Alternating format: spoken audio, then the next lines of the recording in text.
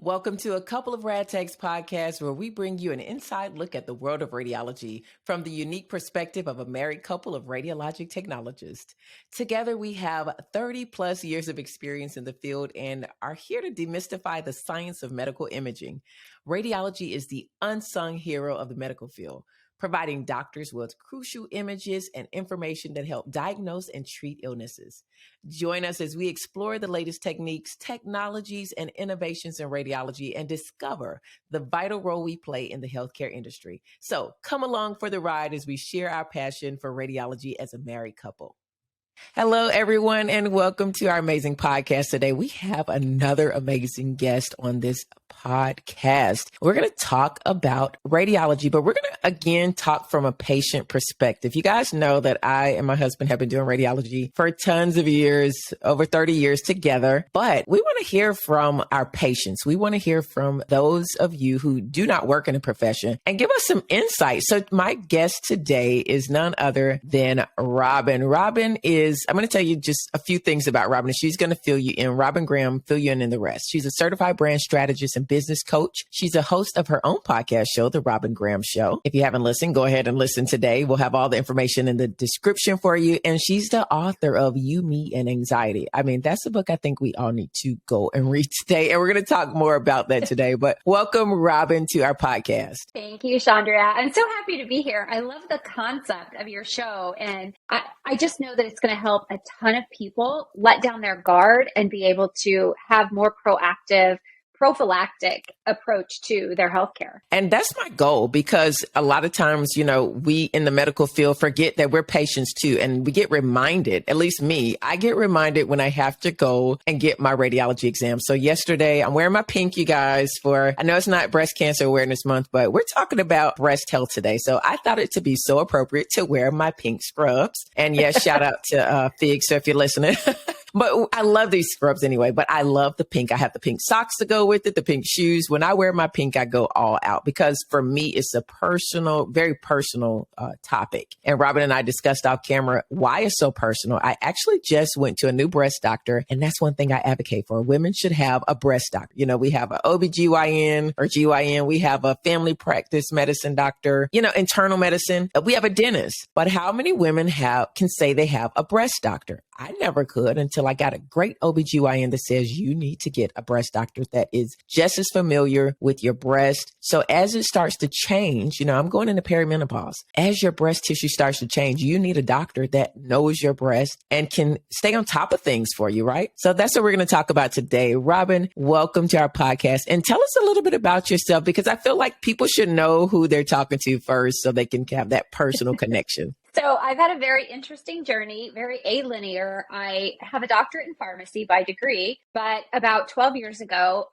things were just crazy in our household. I had my own business. I was a medical writer and consultant for managed care companies and pharmaceutical companies, and kind of merging the two, right? And things were getting crazy as our boys were doing travel sports. My daughter was a toddler, and my husband travels 50% of the time. So we were like two ships passing in the night without a family or support system here. And the woman that was helping me with my daughter during the day when I would work became very, very ill. And we lost her. You know, she couldn't care for my child anymore. So my husband and I looked at each other and just said, you know what? Life is too short. This level of stress and anxiety in our house is too much. And I decided to follow my passion and became a professional photographer. Well, that led me to the branding. All I did was headshot and branding photography. And as I specialized in that area, I realized how many women didn't understand the significance of having a strong foundation for their business first, and then going out and representing themselves. And so I started helping them not only have great imagery, but consulting and helping them build a personal brand and everything around representing themselves and helping them become more visible online. And so that led me to the coaching and consulting. I became a certified brand strategist, and today I am a brand strategist and business coach. I also am a certified master Christian life coach. So I bring a lot of mindset into my coaching, and I am just helping women build that solid foundation for long-term success so that they can start and grow a business with simplicity, ease, and grace without having to rely on social media. I like that because, I mean, I never was on social media until the pandemic hit. I mean, I had a Facebook, but it was just to kind of keep up with my family's kids. And it has been, a learning curve, a learning curve. Yeah. And for some, you either catch it or you don't, and things constantly change. So I love what you do. And we're going to change your name. You're Dr. Graham.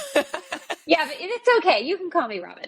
I know. I just had to throw that out there. I mean, it's so interesting. Women are so multifaceted, and we're especially when we run our own businesses, and it looks like you're helping bring simplicity. But I want to ask, with all of that you're doing, not only your business, but your family, you find time to make sure you take care of your health. And we got a chance to see, you guys got a chance to see, she is not just sitting back, drinking margaritas, relaxing. She's a busy businesswoman helping other businesses. She's a family woman and she's enjoying life, but at the same time, she's carving out that time to make sure she takes care of her health. And I think sometimes, I'm included, I have let that fall by the wayside. And especially during the pandemic, one thing I found was that I was so consistent getting my exams done. And look, I do radiology for a living for over 21 years. And I even kind of looked back at my records after everything, the dust settled after the pandemic. And I'm like, oh no, it's been more than a year since I've had this test done, that test done. And now I'm kind of catching up. Do you find that was something why did you make that like a priority for you? Because we're going to talk about the mammogram side and also the MRI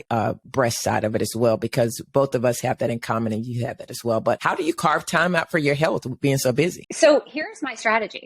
Every year on my birthday, which happens to be in January, I make all my appointments. So in the fall, I schedule so that I can get in at the time that works for me. I tend to reserve Fridays for my days where I can do appointments or, just lighter client days, so that those are my days where I have a little more flexibility. And so I will schedule those appointments so that I know that I can book those, mark my calendar off, reserve that time specifically for my own healthcare. So I grew up in a very small town in the middle of nowhere in Illinois and Southern Illinois, not even Chicago, but way down south. And health was not always an emphasis, but what was an emphasis was a lot of diet, body image and all of that stuff. My father was an avid exerciser, really, really strong and healthy, but my mother was always on that hamster wheel of dieting, and all of her friends, that's all they talked about. My grandmothers, my aunts, that's all they talked about. Well, you throw that into the phase of severe anxiety, which I had as a child, teen, and as an adult, and I was anorexic. So that can do a number on your body, especially your GI tract. Well, when I was in college, my grandmother died,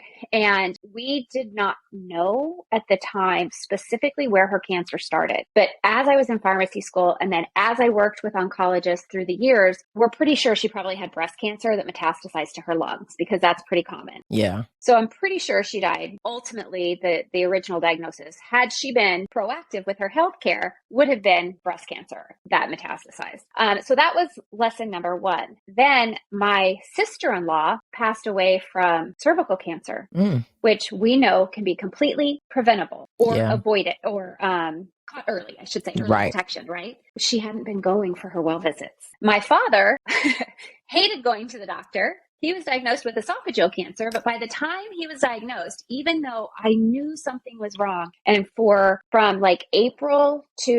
January to August, I'd been trying to get him to go to the doctor. He wouldn't do it. And so he ended up with stage 4 esophageal cancer. Whereas if he had had his testing done early, it would have been treatable by surgery. So I've learned through the course of my life that prevention is key. And I have 3 kids. I want to see them grow up. There's a lot of things I can't control, but if I am proactive and I take care of, using these diagnostic tools, they're incredible and available to us, then I can catch something early and be able to navigate it. So that's a long answer to your question, but I think it's important that you don't have to follow these like October is breast cancer awareness. Go with your birthday and schedule those appointments. It's easy to put it on the calendar. I'll go for all of those things on my actual birthday sometimes. And people are like, this is how you celebrate your birthday? And I'm like, I'm celebrating me, and health is important to me. I love that because I do the same thing. It helps me stay consistent. And my mother suggested that to me. She was like, just do it. Cause I kept forgetting. She's like, just do it on your birthday. You just do it on your birthday. I'm like, yeah, I'll do it in that month because my birthday's like literally at the end of the month. So I do it in that month and that works. I've been doing it since I was 24 because that's when I started getting my first memo. And that's where I want to talk to you because you said some very important things. Certain people in your life, you saw that they missed things because of lack of prevention. You know, we can't say that even if you catch it early, that people would still live and be around. But we know with the advances of technology and just catching things early, you have a better chance of quality of life and so much more. And you have so much to live for. So some people say, well, I don't want to get a mammogram because it hurts. You know, I've had them and they're not. And I've done them. I do screening mammos for a living. I'm certified in doing it. And I really have way more empathy. And I got even more empathy when I got it. But as women, we have so many tests that we do, you guys. I mean, as a woman, men just don't know the half of it. Some of the things we do that we have to do in order to birth children to just, we just have a lot that we have to do. And we do it with, and like you say, I love how you say, do it with grace. Give yourself grace. It may hurt, but what is the other option? So walk us through your experience of getting your first mammogram. So this was, I found a lump and this was right after my father passed away. So it was pretty scary. Like emotionally, I was very scared, nervous, frightened, all of that, anxious, all of it. But I had the mammogram and then they ended up removing the lump that was there. But so my very first experience I was very fearful. And this was many years ago. This was like 18 years ago. So technology then was not what it is today. And I'm very small chested. So it was a lot of pulling and stretching and squashing and very uncomfortable, right? But I breathed through it, right? What are you going to do? I wanted to know the answers. I wasn't going to not go because I was afraid of pain. And I figure, we go through so many different things as women. And this pain was nothing compared to birthing children or having a broken bone, even emotional pain. It was so temporary. It lasted just minutes. It was fine. So that was my first experience. But now the technology has advanced so much. And I just literally last month had my mammogram and it was the 3D mammogram and it didn't hurt. It was so much easier. The way they've now, changed the structure of the machines and it was faster and I got a clean bill of health. So that was good. But, it was much easier, I think now than it was 18 years ago. And I believe you have to just go ahead and do it. You just got to go do it. And everybody's experience is going to be different. I think about this when I do MRIs. People come in and they've watched a TV program that scares the bejeebies out of them. And they're like, oh no, it's just, I'm like, don't believe anything you see on TV when it comes to medical stuff. I'm sorry, you guys. But, and they'll Google stuff or they'll talk to family members who had their own anxiety and they'll project that onto them. The same with mammograms. I was fearful my first one. And then afterwards I was like, But one tip I got from one of the mammography technologists, it was one of the best tips because I have fibrocystic breast disease. She was like, don't come at this particular time. Wait until right after your cycle where your breasts are less tender. So that's just one tip that I tell people, just regular folks going in kind of time. So you got to be in tune kind of with your body too. You got to know in that week, I'm less sensitive. This week before my cycle, I might be more sensitive to pain because there are certain times our bodies are more sensitive to pain, especially when it's gearing up. It's a little more inflamed because our body is getting ready to go through a menstrual cycle where we'll shed the lining of our uterus. So Nick is going to hurt. So just being cognizant of those things. But like you say, as you do it, just do the first one and then each one gets better. And let your technologist know as well. Hey, I'm a little scared. I'm a little scared. They still have to do their job, but it's not a bad procedure. I will say that. And that's speaking from doing them and also having them myself, and Robin seems to agree as well. So the process for some can be daunting. They got to come and they can't wear deodorant. They can't wear powder. Some people come, their baby oil down, they get the lotion on, was that process very daunting for you getting ready for your mammogram? No. They told me not what to do, what not to do. And I just followed the instructions. I feel like, if people are giving you information, use it to your advantage. And so that's what I did, and now it's kind of like, I've done this so many times and every single time I get asked the same questions. Do you have deodorant or powder on? I'm like, nope. And I kind of giggle to myself. It's like, do people actually do that after they've been told not to?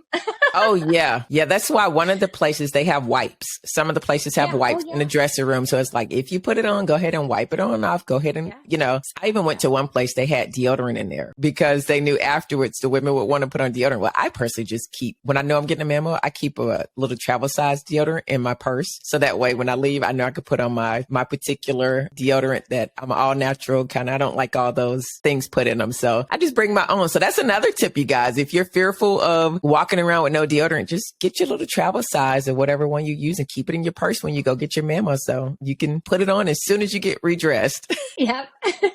Yeah, so that part, I guess because I am an anxious person, if somebody gives me information, I tend to hold on tight to that and then just follow those rules. So it worked out fine for me. And I think for most people, as long as you just follow the process and breathe into it, I think you'll be fine. So I think you share something in common with most people. As women, we're anxious. I don't care how many times I have to go get my yearly pap smear done, my mammogram. Each time I go, I know I'm going to have to go get an ultrasound because I have very dense breasts. And then from the ultrasound, I remember the first time I had to get an MRI of my breast. And I was like, oh no, did they find something? Especially when you do these exams yourself, you're like, nobody gets an MRI of the breast unless they found something. And my family history is like crazy with breast cancer, ovarian cancer, and prostate cancer, so because as we talked before, when you carry that gene and that gene runs in your family, which obviously doesn't mind, even the men can carry it. So we're in the process as a family getting genetically tested, everyone, because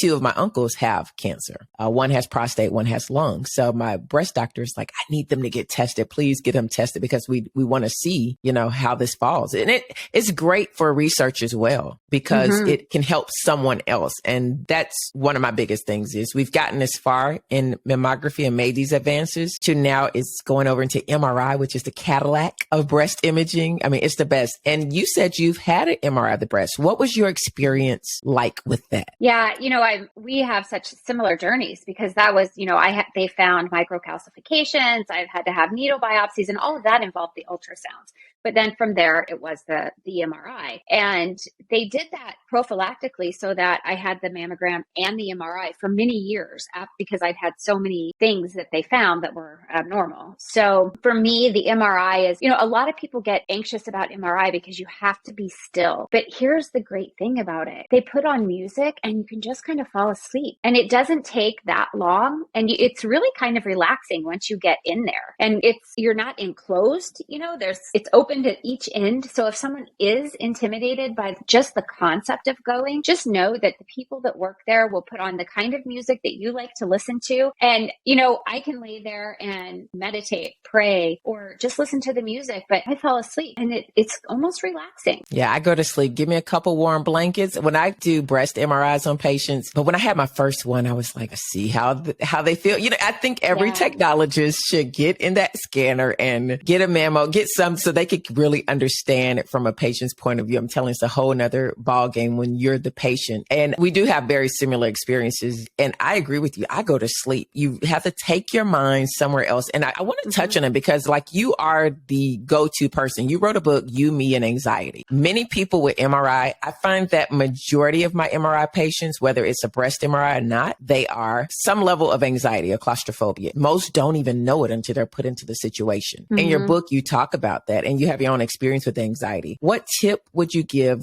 whether they're having an MRI or a mammogram or not, what tip could people get from your book and from you when it comes to managing anxiety? So I'm going to give you a tip specifically for this because our brain is so incredibly miraculous that if you do have anxiety or you do have a phobia around this, you can actually change the neural pathways in your brain by simply doing some exercises. So first of all, I would suggest that you take some time to breathe. Breathe in for 4 to 6 counts, hold it 4 to 6 counts, and then exhale 4 to 6 counts. When we are anxious, our heart rate will tend to elevate. And if you breathe and you let that exhale be a little extra long, then you're going to decrease your heart rate. So that's a great way, just as you're approaching the MRI, to do that physical, activity, right? The other thing is the way our brains work. If you have negative thoughts coming into your brain, they're going to come in kind of fast, and then your brain's going to get stuck, almost like a Ferris wheel, on those negative thoughts. Where, when you get on a Ferris wheel at the carnival, it goes slow, it lets people off, it lets other people on, and then it starts going faster and faster and faster until it's time to let other people off again. Your brain is like that with negative negative thoughts. So if your brain is stuck in a negative cycle of thought around getting an MRI or getting a mammogram, get a pen and paper. We know that journaling is equivalent to meditation to change the neural pathways of our brain. So when you can write down all those negative thoughts you're having, those fearful, anxious thoughts that you're having, because what will happen if you don't get rid of those negative thoughts will hold you back and you won't take action. You won't make the appointment. You won't go to the appointment. You'll cancel it or reschedule it and just keep putting it off. So you want to make sure that you address these negative thoughts. So when you write down those negative thoughts and then write down the opposite, the positive thought, and some of those positive thoughts can be, I'm taking care of myself. My health is important to me. By doing this, I will live longer and take care of my children. By doing this, I'm loving myself. I'm loving my family. Other thoughts might be, this isn't painful. It's short term. It's only going to be a few minutes. I get to choose my music, and list out the things that you can do while you're in there. What can you think about while you're in there? Can you pray? Can you meditate? Can you just sit and listen to the lyrics or can you take a little nap? And if you're extremely, extremely anxious, they will probably allow you to have medication if it's necessary. Honestly, it's not intimidating once you're there. So if you can just navigate that by doing those exercises, I think you'll be able to do this, and you'll actually not necessarily look forward to it, but you'll be so grateful that you did. I totally agree. This was amazing. And you guys, thank you, Robin Graham, for being a part of this podcast and shedding some light on how we can manage anxiety and how we can also take care of ourselves despite being busy women in life or in our professions, and how you have done it. So you guys, be sure to check out Robin Graham's podcast, The Robin Graham Show, and I'll have all her information in the description. And again, this has been a wonderful conversation. What last tip would you give people when it comes to getting their breast exam? I'm going to say what I said earlier, schedule it around your birthday. That way you don't forget. Best tip ever. Thank you so much, Robin, and have a great day. And that's a wrap for this episode of A Couple of Rad Techs podcast. We hope you enjoyed our discussion of the fascinating world of radiology and learned something new about the role we play in the healthcare industry. If you have any questions or topics you'd like us to cover, feel free to reach out. And until next time, stay tuned for more insightful and informative episodes of A Couple of Rad Techs podcast. Oh, and be sure to leave a review. I'd love to know what you guys think.